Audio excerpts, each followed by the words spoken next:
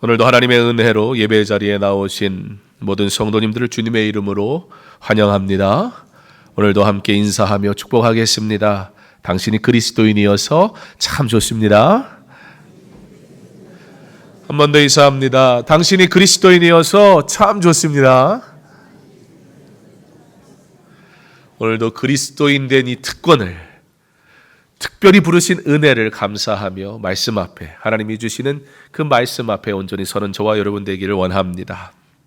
주여 구하오니 귀를 기울이사 종의 기도와 주의 이름으로 경외하기를 기뻐하는 종들의 기도를 들으시고 오늘 종이 형통하여 이 사람들 앞에서 은혜를 입게 하옵소서 하였나니 그때에 내가 왕의 술관원이 되었느니라.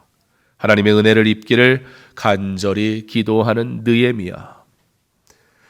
그의 기도를 통해 회복의 여정을 위해 하나님께서 그의 백성들에게, 즉 성도들에게 요구하시는 것이 무엇인지 오늘 말씀을 통해 하나님의 음성을 듣는 귀한 시간 되기를 원합니다. 1차 포로 기한 그 시간을 통해 바사왕 고레스 원년의 여호와께서 예레미야 선지자를 통해 예언하신 대로 그 말씀을, 예언을 응하시려고 고레스 왕의 마음을 감동시키시고는 유대 민족에게 고국으로 돌아가 성전을 건축하라는 조서를 왕이 친히 써서 이제 드디어 약속하신 포로 기한을 첫 번째 시작하게 됩니다. 그들이 하나님 앞에 나와서 한 것 첫 번째 일이 무엇이었는가? 바로 번제를 드리는 것이었습니다.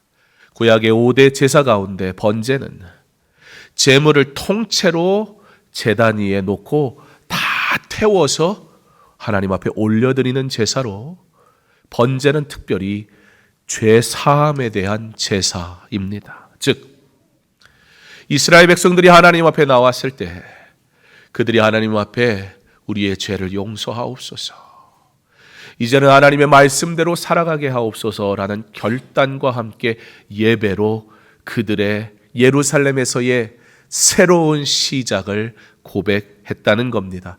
그리고 초막절을 지내고 예루살렘에서 이제 성전을 건축하게 됩니다. 성전을 기공 예배를 드리고서는 시작을 하는데 열지파 왕국, 열지파 왕국이면 어디예요? 북이스라엘. 이미 망했죠? 어디에? 아수르에. 아수르의 정책이 뭐였어요? 민족들과 다 뒤죽박죽 섞이게 만드는, 그래서 정체성을 잃어버리게 하는 그들이 누굽니까? 사마리아 사람들. 그들이, 유다 민족들이 이제 성전을 예루살렘에 다시 건축한다는 얘기를 들고 나도 끼워줘 그러는 거예요. 그런데 그것을 거절합니다. 그랬더니 이 사마리아 사람들이 가만히 두지를 않습니다. 바사 왕에게 뇌물을 먹여가면서까지 관리들에게, 유다 이 사람들이 지금 배신, 반역을 하려고 그런다고. 사랑하는 성도 여러분, 하나님의 일을 하면, 내가 하나님의 영광을 위해 일을 하면 그 일이 잘 돼야 되는 거 아닐까? 그게 우리가 하는 생각이지 않습니까? 그러나 반드시 그렇지 않습니다. 하나님은 그럼에도 불구하고 하나님의 명령이라면, 하나님의 말씀이라면 순종할 것을 먼저 우리에게 요청하신다 하는 사실을 우리는 꼭 기억했으면 좋겠습니다. 그러므로 하나님이 내게 환경을 주시거나 하나님이 내게 그럴 만한 조건을 만들어 주시면 순종하는 것이 아니라 하나님을 위하여, 또 하나님의 명령이기에 우리가 순종할 때 하나님의 일하심을 보게 하시는 하나님을 만나는 저와 여러분 되기를 간절히 원합니다. 그래서 이 16년 동안 중단되는 성전 건축의 문제를 하나님은 어떤 환경의 문제를 해결하심으로 시작하게 하질 않으세요. 그러나 어떻게 하시냐면 학개와 스가랴 선지자를 통해서 이것이 하나님의 말씀이 아니냐, 그러므로 순종해야 되지 않겠느냐라는 명령 앞에 순종하는 것부터 요구하세요. 학개 선지자가 강하게 선포합니다. 확실히 달라지긴 달라졌어요. 70년의 포로 생활을 통해서 그들이 경험한 것이, 배운 것이 무엇이었습니까? 하나님의 말씀은 반드시 이루어진다. 하나님은 악은 반드시 심판하신다. 세상이 자기들이 강하고 자기들이 스스로 성공하는 것 같으나 잠시 하나님이 몽둥이로 사용하시는 것이지 그들도 어떤 것도 영원한 것은 없다. 아수르가, 바벨론이, 바사가 그들이 자신들의 영광을 자랑하나 하나님이 꺾으시면 끝이다. 그걸 눈으로, 삶으로 직접 경험한, 나아가 이사야 선지자를 통해서 고레스 때 회복시키시겠다는 하나님의 약속이 이루어지는 걸 경험했잖아요. 예레미야 선지자를 통해 70년 뒤에 회복시키겠다는 하나님의 약속이 지금 이루어진 현장에 바로 누가 있어요? 내가 있잖아요. 사랑하는 성도 여러분, 하나님의 말씀 앞에 서십시오. 그리고 하나님의 말씀을 따라 사십시오. 그리고 그 하나님의 말씀이 내 삶에 이루어지는 은혜를 경험하는 저와 여러분 되기를 소망합니다. 하나님의 말씀이 이루어진 삶에 어찌 우리가 할 수 있고 없음으로 고민하겠습니까? 하나님의 일하심을 경험하는 자 반드시 순종하는 줄 믿습니다.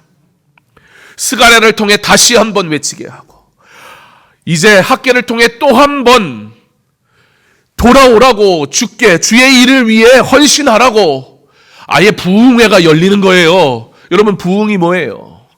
구약 성경이 얘기하는 부흥이 뭡니까? 리바이벌이라는 이 부흥이라는 뜻은 사람이 많아진다 그런 얘기가 아니에요. 우리는 교회가 부흥하게 하옵소서, 그러면 사람 많이 모이게 하옵소서, 그런 얘기가 아니라고요. 아무리 내가 뭘 원해도 성경이 그 뜻이 아니면 아닌 거예요. 부흥은 죽었다가 사는 게 부흥이에요. 죄인된 내가 십자가의 보혈로 다시 산 것, 그게 부흥이라고요. 사랑하는 성도 여러분, 강서중앙교회가 참된 회복을 누리는 성도들의 거룩한 모임 되기를 간절히 원합니다. 하나님이 나를 살리셨음을, 하나님이 나를 구원하셨음을, 하나님이 나를 인도하심을, 하나님이 영광 받으셔야 함을, 하나님이 나를 통해서 일하심을 고백하는 믿음의 사람들의 거룩한 예배, 강서중앙교회의 예배 되게 하시기를 간절히 소망합니다.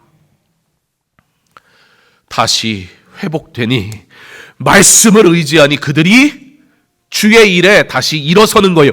그때에 하나님이 또 일을 하시는 거예요. 하나님은 결코 우리를 내버려 두지 않으세요. 그리고는 사마리아 사람들이 고위 관료들에게 유다 민족들이 배신하려고 그러는 거라고 말한 것 때문에 자료를 찾아봤더니 다리오 왕이 고레스가 도장까지 찍었잖아요. 성전 건축하라고 선대 왕이 명령한 일이었어요. 다리오가 화가 나가지고 이제 다시 성전 건축하는 거 방해하는 녀석들 내가 가만히 두지 않겠어, 이렇게 얘기를 하는 거예요. 결국에는 하나님이 일하십니다. 내 눈에 보이지 않아도. 그러나 그 일을 이루시기 전에 하나님은 먼저 말씀을 대언하는 자들을 통해 내게 그러므로 먼저 순종하라고 요청하신단 말입니다. 순종할 믿음이 있기를 간절히 원합니다. 성전을 완공한 이후에 무려 58년이 지나고 나서 모세의 가르침에 능숙한 학사 에스라를 통해 2차 포로 기한이 이루어지고, 여러분 2차 포로 기한도 기준이 뭐예요? 말씀. 1차 포로 기한 이후에 성전을 세우는데 기준이 뭐예요? 말씀. 그런데 2차 포로 기한에 그 지도자의 가장 강하게 요구했고 가장 귀하게 여겼던 건 뭐예요? 말씀. 에스라. 우리 다음 주에 말씀 보겠지만 자신이 먼저 배우고 모세의 가르침 뭐예요? 율법, 하나님의 언약, 그것을 누구보다 너무나 잘 알고 있는 에스라가 어떻게 해요? 자신이 먼저 배우고. 성경 공부는 끝이 없습니다. 신앙생활 어느 정도 했으면 성경의 도 같은 사람이 아니라고요. 하나님의 말씀은 죽을 때까지 배우는 겁니다. 내가 배우고 내가 행하고 그 후에 가르치는 일을 시작합니다. 이후에 이제 느헤미야의 때 이제 세 번째 귀환이 이루어지는데, 이때는 유대인이 숫자가 회복되는 개념이 아니라 느헤미야를 보낼 때 바사 왕, 페르시아의 왕이 호위병으로 군대 장관과 마병을 막 보내주는 거예요. 그런데 여러분, 우리가 느헤미야서를 보면서 한 가지 기억해야 될 것이 있는데요. 느헤미야 그러면 우리는 뭘 생각하죠? 성벽 재건, 그렇잖아요. 그러니까 뭔가 열심히 일하는 느헤미야가 생각이 나죠. 그런데 사실은 여러분, 성벽 재건은 하나님의 명령에 느헤미야가 순종한 거예요. 그건 그의 열심과 상관이 없는 거고요. 그가 하고 말고 선택의 문제도 아니에요. 이것은 하나님께서 이미 약속하셨고 느헤미야를 통해서 이 일을 행하라고 주신 사명이지, 어떻게 해야 되느냐, 할 것이냐 말 것이냐, 과연 할 수 있겠느냐에 대한 어떤 노력이나 열심이나 능력의 문제가 아니라고요. 그러면 느헤미야는 뭘 했을까요? 여러분, 하나님의 창조된 하나님의 백성들이 모두 위로부터 하나님이 내리시는 은혜를 통하여 살아갑니다. 구원의 은혜, 말씀의 은혜, 그 하나님의 통치하심. 그런데요, 인생이 하나님으로부터 받는데 우리가 딱 두 가지 오히려 하나님께 올려드리는 것이 있습니다. 그게 바로 우리가 할 수 있는 행위입니다. 첫 번째, 찬양입니다. 하나님은 우리의 찬양을 받으십니다. 두 번째, 기도입니다. 주를 위해 살기 원합니다. 그러므로 기도하시기 바랍니다. 느헤미야가 뭔가 했잖아요. 그러나 사실 느헤미야는 그가 무엇을 했는지 아주 분명하게 얘기해 주는데, 느헤미야는 기도했습니다라고 말하고 있습니다. 느헤미야가요, 그리고 오히려 와가지고 이스라엘 백성에게 무엇을 하라고 하기보다는 하지 말라고 얘기합니다. 뭘 하지 말라고 할까요? 악습을 버리라, 죄를 버려라, 개혁을 시작합니다. 내게 익숙한 게 예배가 아닙니다. 내가 원하는 방식이 예배가 아니라고요. 그러나 하나님이 영광 받으시는 것이 예배입니다. 와서 그들에게 익숙함, 그들이 원하는 것이 아닌 하나님의 법, 하나님의 질서를 확립합니다. 그리고 성회를 엽니다. 그러므로 회복을 시작합니다. 그런데 느헤미야의 회복을 한번 보면요, 하나님이 주시는 회복이 어떠한 것인가? 하나님이 주시는 회복은 우리 안에 거룩함을 회복해 하심으로 이루십니다. 외적 회복을 넘어 내적 회복, 바로 영적 회복이 이루어지는 참 회복으로 나아가기를 몸부림칠 것을 우리에게 먼저 요청하시더라. 여러분, 회복은 어디로부터 시작한다? 바로 나로부터 시작한다. 사랑하는 성도 여러분, 강서중앙교회가 하나님의 은혜로 회복되기를 간절히 원합니다. 그러므로 먼저 하나님, 나로 회복되게 하여 주시옵소서. 회개함으로 온전히 하나님의 은혜를 구하는 저와 여러분 되기를 간절히 소망합니다. 두 번째, 하나님이 주시는 회복은 공동체의 죄를 나의 죄로 여기는 것으로부터 시작합니다. 내가 하나님 앞에 먼저 깨어지고 내가 먼저 내가 죄인 되었음을 고백하고 나니 비로소 우리가 공동체의 문제를 바라볼 때 어떻게 보느냐? 정죄하는 자가 아니라, 느헤미야가 어떻게 고백하는지 보세요. 내가 이 말을 듣고 앉아서 울고 수일 동안 슬퍼하며 하늘의 하나님 앞에 금식하며 기도하여.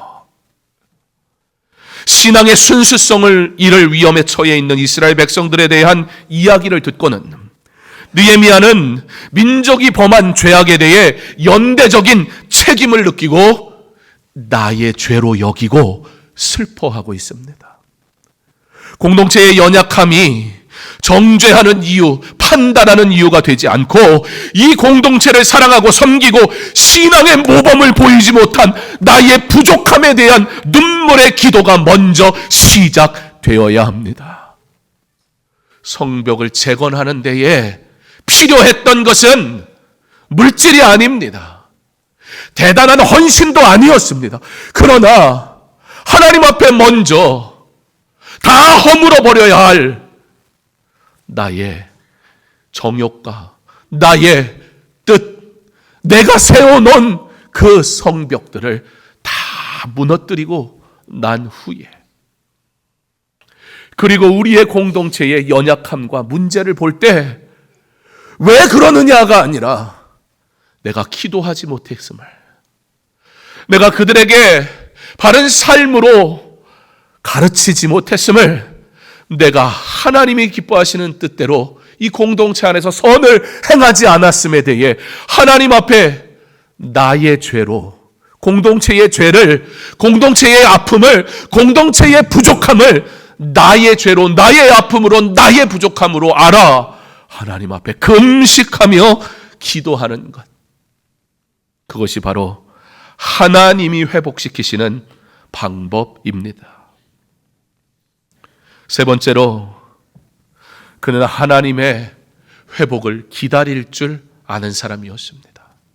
그리고 그 기다림은 바로 기도였습니다.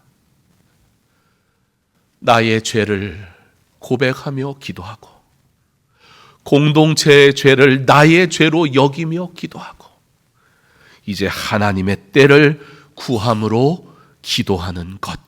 여러분, 느헤미야의 성벽 중수는 바로 기도였다라는 사실을 잊지 마십시오. 그가 어떻게 기도하는가? 5절에 그거 두려우신 하나님이요, 주를 사랑하고 주의 계명을 지키는 자에게 언약을 지키시며 긍휼을 베푸시는 주여 간구하나이다.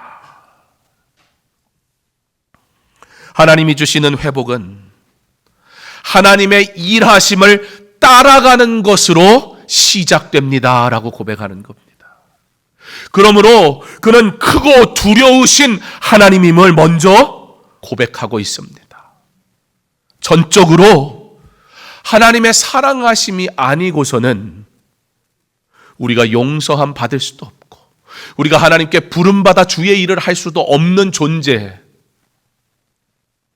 여러분, 우리가 인간적인 두려움도 느낄 수 있지만 도무지 감당할 수 없는 위대하신 하나님을 우리가 바르게 깨닫는 순간 우리는 두려움을 느낄 수밖에 없습니다. 바로 그 거룩한 두려움을 이야기하고 있는 겁니다. 도둑이 재발절린다는 말이 있습니다. 하나님께 범죄하고 회개치 않은 자에게는 하나님은 공포스러운 하나님일 수 있겠지요. 그러나 회개하며 그의 계명을 지키기 위해 몸부림치는 자의 두려움이란 반드시 악을 심판하시는 하나님이라는 사실을 알기에 두려움이 존재한단 말입니다. 오늘 새벽에 시편 94편의 말씀을 통해 불의와 공의라는 제목으로 말씀을 나눴습니다. 그 말씀에 시편 기자가 이런 고백을 하는 거예요. 하나님은 복수하시는 하나님입니다. 여기서 복수는 어떤 인간적인 개념의 복수를 얘기하는 것이 아니에요. 이것은 심판, 재판에 대한 이야기입니다. 악인은 반드시 어떻게 된다? 심판받는다. 왜요? 선하신 하나님과 악은 공존할 수가 없거든요. 하나님이 계신 곳에는 불의가 살아남을 수가 없거든요. 그러므로 하나님이 서시는 날 모든 악한 것은 다 멸망하게 되어 있습니다. 이 사실 앞에 시편 기자가 두려운 거예요. 악은 생각조차 하지 말아야 된다는 얘기입니다. 그러므로 하나님 앞에 느헤미야가 크신 하나님, 그 하나님 앞에 두려움을 느끼는 거예요. 왜요? 하나님이 반드시 그 악을 멸하신다는 사실을 알고 있으니까요.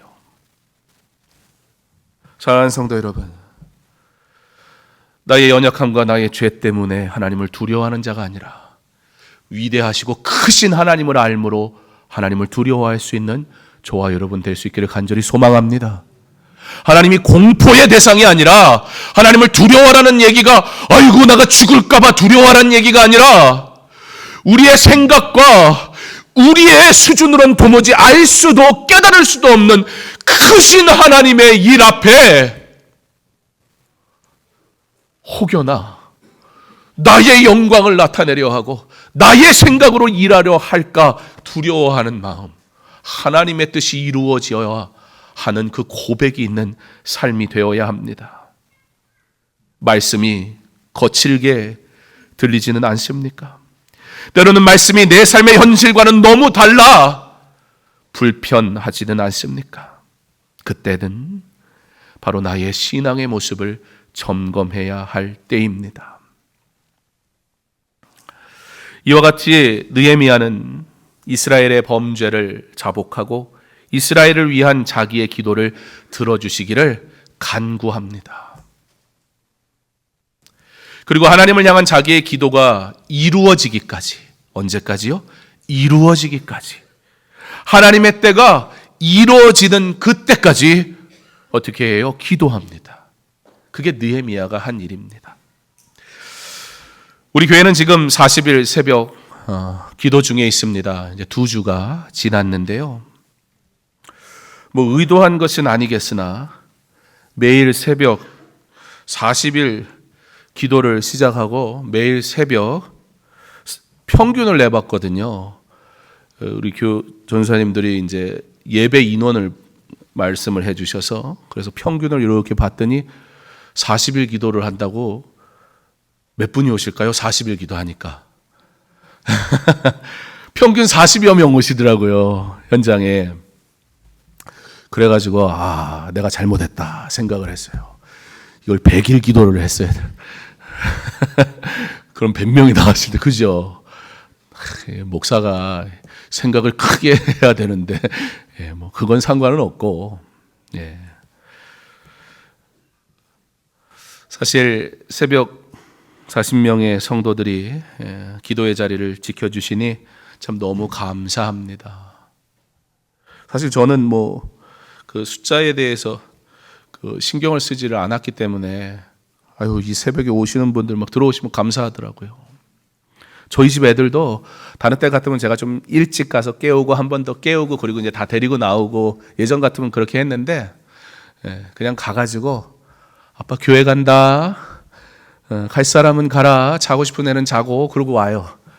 그러면 어느 날은 1명, 어느 날은 2명, 어느 날은 3명. 근데 3명 이상은 오는 날은 없더라고요. 돌아가면서 나와가지고. 근데 그 모습이 귀하더라고요. 내가 하나님 앞에 내일은 내가 새벽을 깨워야지.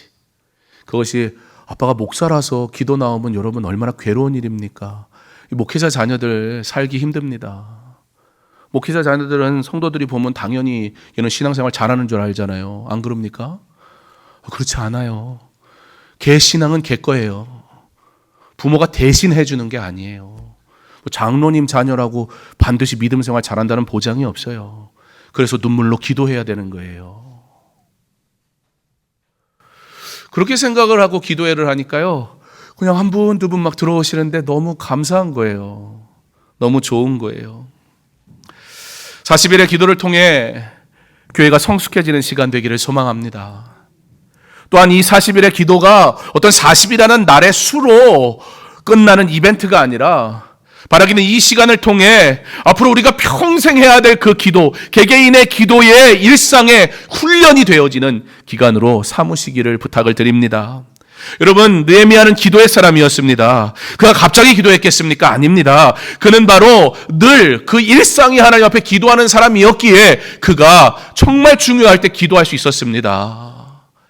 왜 새벽 예배를 5시 반에 드리다가 40일 새벽은 또 5시에 드려가지고 더 오기 힘들게 만들었냐고 그러시는 분들이 있더라고요.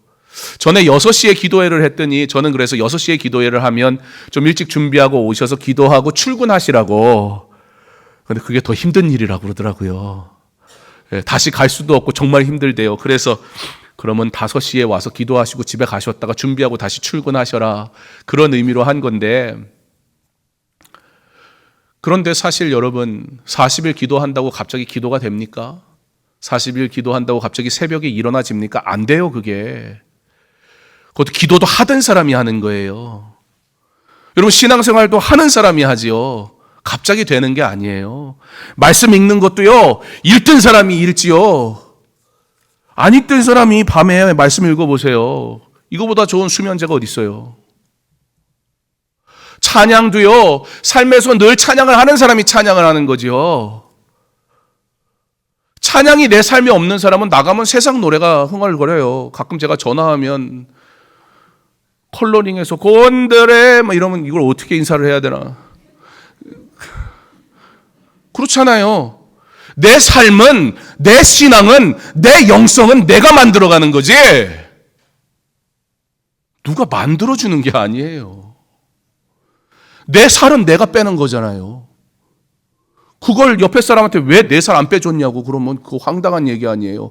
내 살이 빠지도록 기도해 주세요. 이 말이 되는 소리예요? 기도를 해도 내가 해야지. 여러분 오늘 느헤미야에서에 나오는 굉장히 중요한 말씀이 있어요. 그게 뭐냐면 하나님의 언약이라는 거예요. 느헤미야의 기도에 담겨져 있는 굉장히 중요한 메시지가 있어요. 언약을 지키시며, 하나님께서는 언약 제도에 의해서 그의 백성과 관계하세요. 즉 언약을 지키는 자에게, 말씀을 지키는 자에게 그 말씀대로 이루어 주시겠다라고 약속하셨단 말이에요. 하나님의 복을 받아 누리는 지혜로운 성도 되기를 간절히 소망합니다. 느헤미야는 기도의 사람이었습니다. 자신에게 주어진 큰 일, 곧 성벽을 중수하는 일을 위해 느헤미야는 돌이 필요하고 일꾼이 필요하고 시간이 필요하고, 아니요, 그건 나중에 하나님이 다 해결하세요. 아예 왕이 느헤미야한테 가라 그러잖아요. 저 좀 가야 되겠는데요? 그랬더니 왕이 그래? 얼마나 갔다 올 건데? 느헤미야가 뭐라 그러는지 아세요?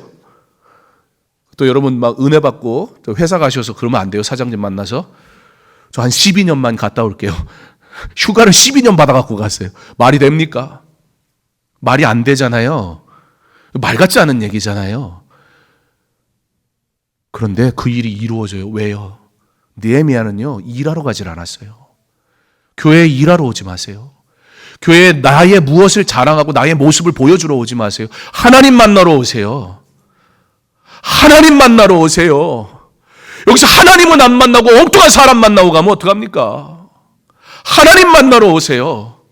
느헤미야는요, 그에게 사명이 주어질 때 하나님을 만났어요. 하나님 앞에 자신의 죄를 회개하고요, 공동체의 죄를 자신의 죄로 여겨서 회개하고요, 그리고 하나님의 때를 기다리며 기도했어요. 그게 바로 하나님, 저 사람 좀 어떻게 변화시켜 주세요. 여기서 저 사람이 누구냐면 아닥사스다 왕을 얘기해요. 하나님, 제가요, 하나님이 맡기신 사명이 있어서 가야겠는데요. 사실 저는 그 왕에 속한 사람 아닙니까? 그러니까 저 사람을 좀 감동시켜 주세요.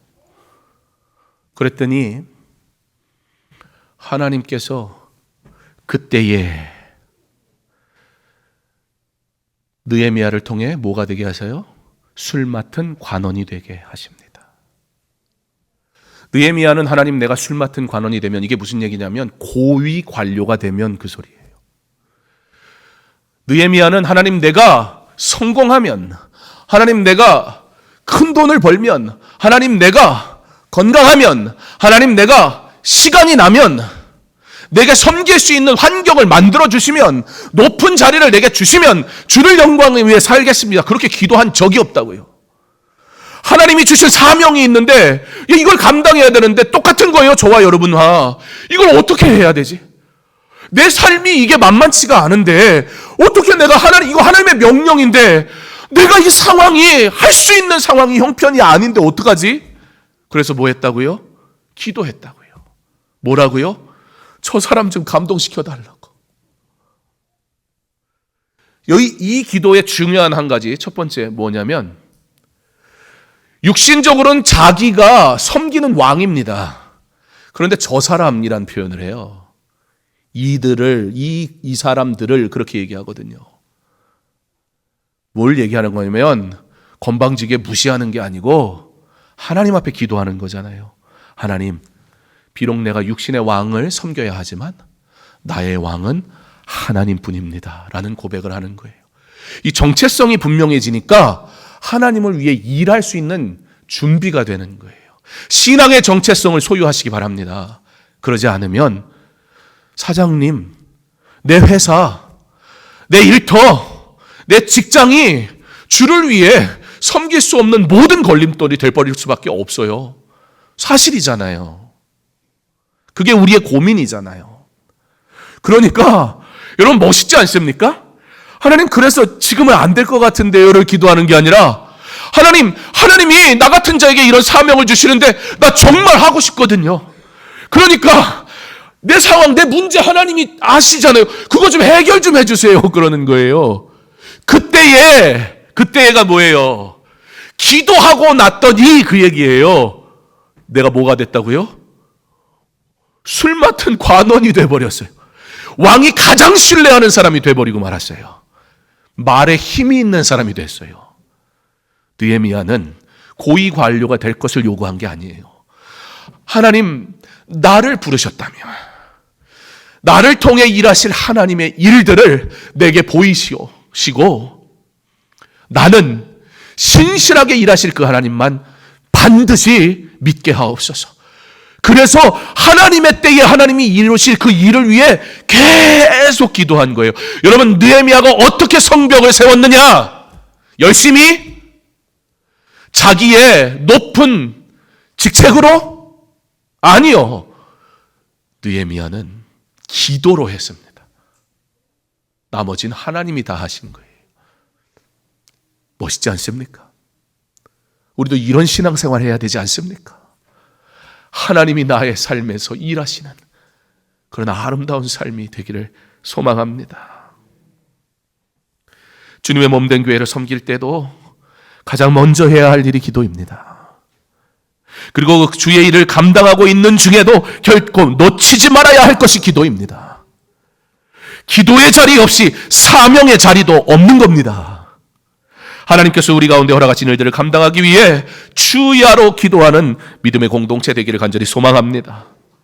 40일 새벽 기도에 여정 함께하고 싶으나 거리 때문에, 건강 때문에, 여러 가지 상황 때문에 현장에는 나오지 못하지만 온라인으로 꾸준히 참여하시는 성도님들이 계세요. 이렇게 보면, 온라인으로 참여하시는 분들 이렇게 보면 말씀 묵상 밴드 만든 사람이 저니까 그 밴드 만든 사람은 다 뜬다니까요. 참여한 사람 100%, 숫자가 떠요. 몇 프로. 예. 들어왔다 나간 분은 0% 이렇게 다 떠요. 예. 뭐 그게 중요한 게 아니고 뭐 0%는 뭐 갑자기 뭐 큰일이 있든지 뭐 그랬겠죠. 뭐 그게 중요한 게 아니라 대부분 새벽에 그렇게 말씀 묵상에 참여하는 분들은 거의 99% 100% 이렇게 참여를 하세요. 그러니까 굉장히 열심히 잘 참여하신다는 얘기죠. 근데 이분들은 사실 40일 새벽 예배여서 참여하는 게 아니고 원래 매일의 삶의 새벽 예배를 드리고 계세요. 우리 황인순 장로님도 잘 참여하시잖아요. 아멘 딱 이렇게 댓글을 늘 다시거든요. 사실 그렇게 따지면 교회에 한 80여 명 정도가 평균적으로 매일 새벽을 깨우며 기도하고 있습니다. 새벽을 깨우는 자리가 우리의 삶의 가장 행복한 자리가 되기를 간절히 소망합니다. 주여 구하오니. 여러분, 느헤미야가 무엇을 했느냐? 주여 구하오니. 귀를 기울이사 종의 기도와 주의 이름으로 경외하기를 기뻐하는 종들의 기도를 들으시고 오늘 종이 형통하여 이 사람들 앞에서 은혜를 입게 하옵소서 하였나니 그때에 내가 왕의 술 관원이 되었느니라. 여러분, 하나님이 누구의 기도를 들으신다고 해요? 종의 기도. 하나님께서 또 누구의 기도를 들으신다고 해요? 주의 이름을 경외하기를 기뻐하는 종들의 기도. 우리의 기도가 하나님께서 기뻐 받으시는 기도가 되고 응답받는 아름다운 기도 되기를 간절히 소망합니다. 그랬더니 하나님께서 어떻게 하셨다고요? 형통케 하셨다고요. 형통케 하니까 하나님이 형통케 하신 인생이 어떻게 돼요? 하나님의 은혜를 입게 되더라. 이미 우리에게 답은 주어졌습니다. 우리의 살아갈 길을 이제 다시 재정비하시기 바랍니다. 기도로 시작하고 하나님의 긍휼하심을 입고 그러므로 형통케 하심을 통해 하나님의 은혜의 날짜를 살아가는 예수 믿는 게 행복한 사람, 저와 여러분 될 수 있기를 간절히 소망합니다. 바로 우리에게 주신 직장과 일터와 직분, 사명 다 하나님께서 하나님의 때에 하나님의 영광을 위해 주신 것인 줄 믿습니다. 여러분 그곳에서 예수의 사람으로 살아가십시오. 오늘 하나님 앞에 예배 드렸으니까 오늘 하나님 앞에 주일을 거룩하게 지킨다는 것은 11조하고 똑같은 것이라고 했습니다. 10분의 1을 드리는 것은 모든 것이 하나님의 것이라는 고백인 것처럼 이 하루를 거룩한 날로 하나님 앞에 온전히 드리는 건 모든 날들이 하나님의 날입니다라고 고백하는 것과 같다라는 말씀을 드렸습니다. 그러므로 이제 그 하나님 앞에 거룩한 백성으로 나의 일터가 하나님의 영광을 위해 부름받은 거룩한 장소인 것을 믿음으로 여러분 그곳에서 여러분 회사에 들어갈 때에 여러분의 일터로 갈 때에 하나님 오늘 이곳에서 하나님의 영광이 나타나게 하옵소서. 얼마나 멋집니까? 내가 세상에선 대단한 인생이 아닐 수도 있어요. 내가 직장에서 대단한 직급이 아닐 수도 있어요. 그러나 그곳이 하나님이 나를 보내신 곳이라고 믿는다면 내가 그곳에서 하나님의 영광을 위해 부름받았으니 선포하는 겁니다. 이제 회사 들어갔으면 어때요? 내 나이가 20대면 상관이 없어요. 그런 거. 하나님이 이곳에서 나를 만나는 자들에게 예수의 향기가 나타나게 하시고 하나님 나의 직장과 일터에서 내가 하는 모든 일들이 하나님께 영광이 되게 하옵소서. 하나님 나는 어떻게 해야 될지는 잘 모르겠습니다. 그러나 나를 이곳으로 부르신 하나님의 목적이 있지 않습니까? 하나님 내가 무엇을 얻으면이 아니라 지금 나에게 주어진 이 자리에서 내게 주신 말씀 의지하여 하나님이 이루신 일들을 선포하게 하실 때에 그때에 기도한 후에 하나님이 어떻게 여러분의 삶에 놀랍게 역사하시는 하나님이신지 경험해 보시기 바랍니다. 그 하나님을 만난 자가 어찌 하나님을 떠나겠어요? 그 일하시는 하나님을 오늘 경험하는 내가 어찌 하나님 앞에 나오기를 주저하겠어요? 느헤미야는 기도했습니다. 그리고 그 나머지는 하나님이 이루셨습니다. 오늘 그 하나님 앞에 경배하고 이 한 주 하나님을 선포하며 하나님의 백성으로 살아가는 가운데 하나님이 그때에 술 맡은 관원이 되게 하신 것처럼 나로 직급을 높이시든 일을 잘하게 하시든 사람들이 다 나를 좋아하도록 만들게 하시든 그 방법은 하나님께 맡겨놓고 예수의 사람으로 먼저 행복하게 그러므로 하나님의 영광을 드러내며 사는 저와 여러분의 삶이 될 수 있기를 주님의 이름으로 축원합니다.